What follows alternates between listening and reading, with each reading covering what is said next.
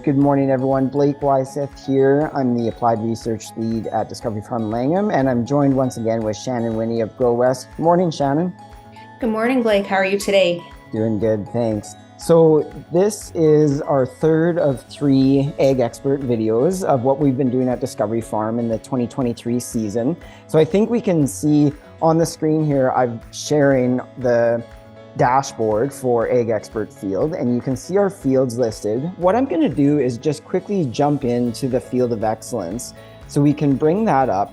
And one of the nice things, of course, with AgExpert is in one place we can see all the field activities that we've done over the growing season. And I just want to turn it to Shannon real quickly. Shannon, can you just refresh our memory, recap for us what we've seen so far in the growing season? Yeah, so this year was a very unique growing season. I guess we would probably say that about every single year, but you know, this year out at the Discovery Farm, it was very dry off the start. Seeding went well. We had a little bit of moisture before seeding, but then it was pretty dry. For everyone that was at Ag in Motion this year, on the first day, you'll remember how wet it was. And so that was our most significant rainfall of the year. Which was great for me out on the Discovery Farm side, but I felt kind of bad for everyone in the show side of things. And so when we get into the yield map and stuff like that, you know, we were pleasantly surprised with the yields that came off of the Discovery Farm for how little moisture we had. But at the same point, that was probably, you know, it would have been nice to have that a couple weeks earlier. For on the spray records here, we've got the Coragen Max insecticide. So from video number 2, we talked about the grasshopper pressure out there and stuff like that. And so we did make that call. But besides that, it was pretty standard for growing season.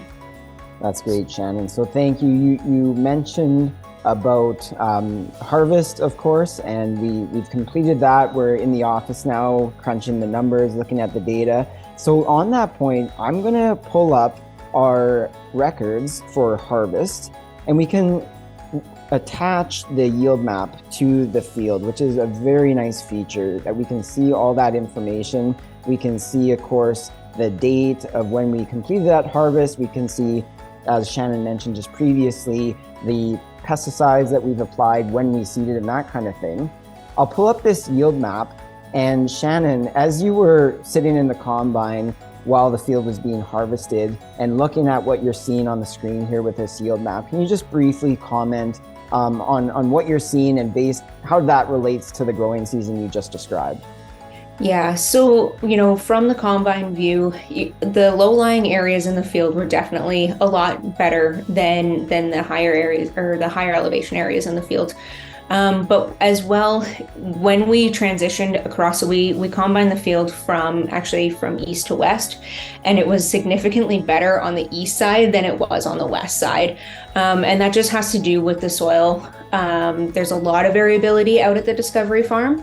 And so it is kind of unique to see that show up on a yield map.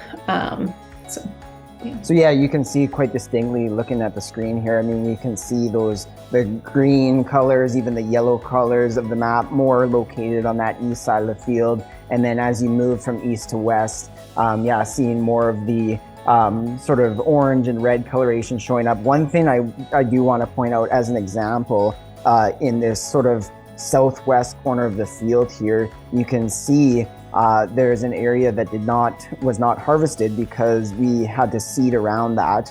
That low-lying area of the field was wet at the time of seeding, but as it turns out, you can see that first pass right along that low-lying area was, again, some of the highest yielding portions of the field. So just magnifying the drought conditions that we were seeing again at Discovery Farm. But to your point, Shannon, you noted that overall pleasantly surprised with the yields with what we had to deal with. And I think that just speaks to, again, the agronomy that we're applying at this site, just bringing in all the information that we have, good planning, and really just making use with what we have. I'm looking ahead now to next growing season, and we've talked about this the drought and how that impacted the yield. We're talking about also this kind of variability in soil characteristics. What does that mean for us when we're thinking about taking soil samples and maybe informing our our fertility program for next season, Shannon? Yeah, so I think it's going to be really obviously, every year we want to be taking soil samples with the Discovery Farm field, how much variability is out there. I think that we just need to take more soil samples than what I would say across a typical field.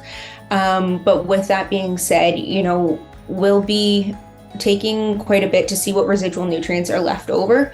This year is going to be it'll be interesting to see what the results are just because of that later sort of season rain and what happened to some of our nitrogen and some of our other mobile nutrients. And so it'll be really, interesting to see where that goes. And from there too, we'll make plans for next year to make sure that we're, using our 4Rs with fertility management and stuff and coming up with a good plan for everything that's getting seeded next year.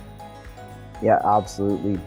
So with that said, now I'm going to flip back to the main screen on AgExpert and going back to the field page.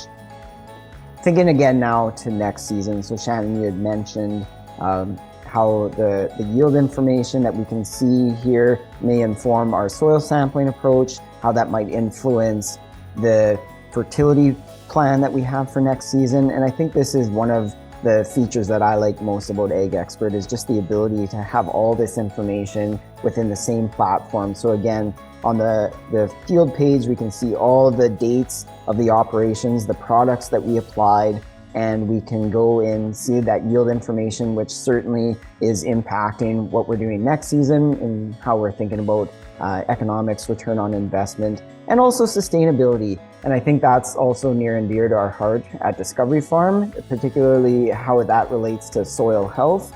And we've touched on some of those things already, but also just thinking how we can use all this information to really plan and understand how our soil health might be impacted by what we're doing at the farm.